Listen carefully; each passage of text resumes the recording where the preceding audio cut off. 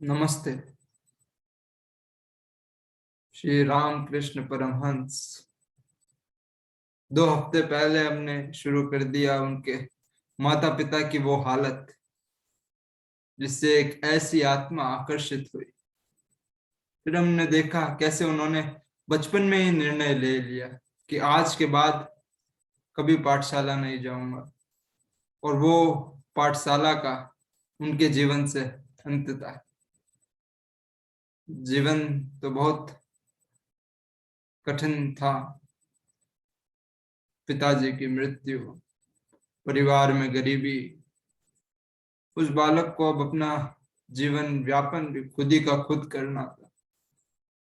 कलकत्ते के पास एक जगह मंदिर का पुजारी बनना पड़ा। मंदिर में पुरोहित करना निंदनीय था, क्योंकि आप कुछ पैसा लेकर एक ऐसा एक ऐसा कार्य कर रहे हैं और मानी बाजारू बना रहे हैं। तो आप उस बालक की मनो हालत का अनुमान लगा सकते हैं, लेकिन जीवन चलाने के लिए करना पड़ा। उस मंदिर में आनंदमयी जगन माता की एक मूर्ति थी। सुबह शाम वो पूजा करानी होती थी। तो उनके मन में एक विचार घर कर गया कि क्या इस मूर्ति के अंदर भी कोई वास करता है। जब बच्चा होता है, आप आपका बच्चा भी आपसे पूछेगा क्या भगवान असली में होते हैं। तो ये विचार ने उनको पूरे मन को पकड़ लिया कि इसके पीछे भी कुछ असल सत्य है। हमारा ये जो भारत है, आध्यात्मिक गीत तो इसके रगों रगों में दौड़ते हैं, गलियों गलियों में चलते हैं। जैसे अभी ट्रेंडिंग कबीर साहब के ये संसार ओस का मोती। लेकिन जब तक वो अनुभव नहीं हो जाता, हमको संतुष्टि नहीं मिलती। और इस साक्षात्कार, इस अनुभव के लिए कई लोग अपने घर को त्याग देते हैं, सब कुछ छोड़ देते हैं, गुफाओं में चले जाते हैं, कठिन तपस्याएं करते हैं। वो अनुभव, स्वामी विवेकानंद कहते हैं, अगर उस ध्येय के अलावा अगर कोई और भी विचार मन में आता है तो वो विचार व्यर्थ। कोई भी, तो कहते हैं जीवन क्षणभंगुर है, क्षणिक है। अब ज्ञानी हो या ज्ञानी, बिल्कुल स्वस्थ हो या दुर्बल, फटे हुए कपड़े, गरीबी हो या हम धन कुबेर हो, जब तक वो जीवन का असल अनुभव, वो साक्षात्कार नहीं होता, तो जीवन एक बोझ जैसा लगता है। कुछ ऐसा ही अनुभव करने की चाह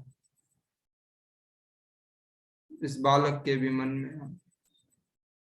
क्या इसके पीछे भी कुछ सत्य है, या ये केवल कवियों की कल्पनाएं हैं?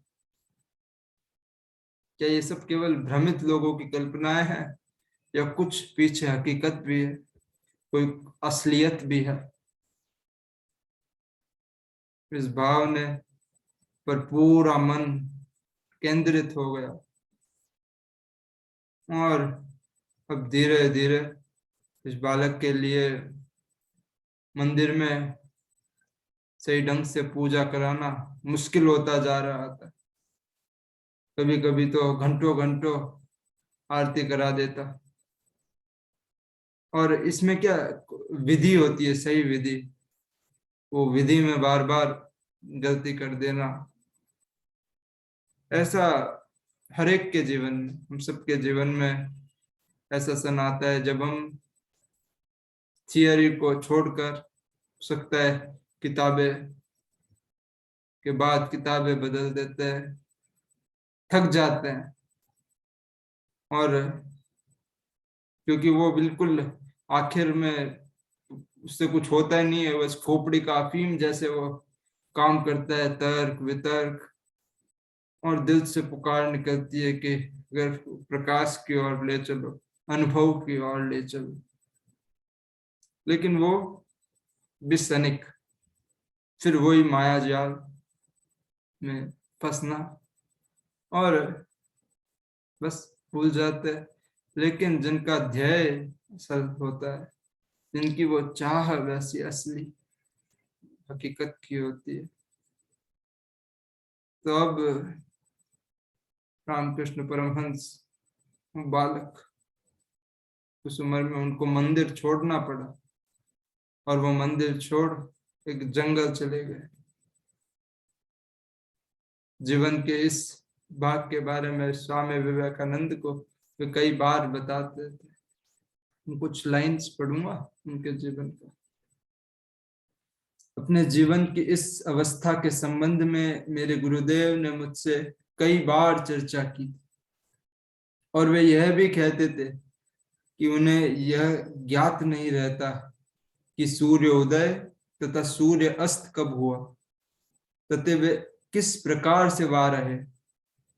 वे अपने स्वयं के बारे में सब विचार भूल गए, यहाँ तक कि भोजन करना भी उन्हें ध्यान नहीं रहता था। एक दिव्य पागलपन सा छा गया, और एक ऐसी तड़प, मनन करें हम, एक असल तड़प हम सब में आए, ऐसी एक प्रार्थना करें। अगले हफ्ते कंटिन्यू करेंगे। शुक्रिया।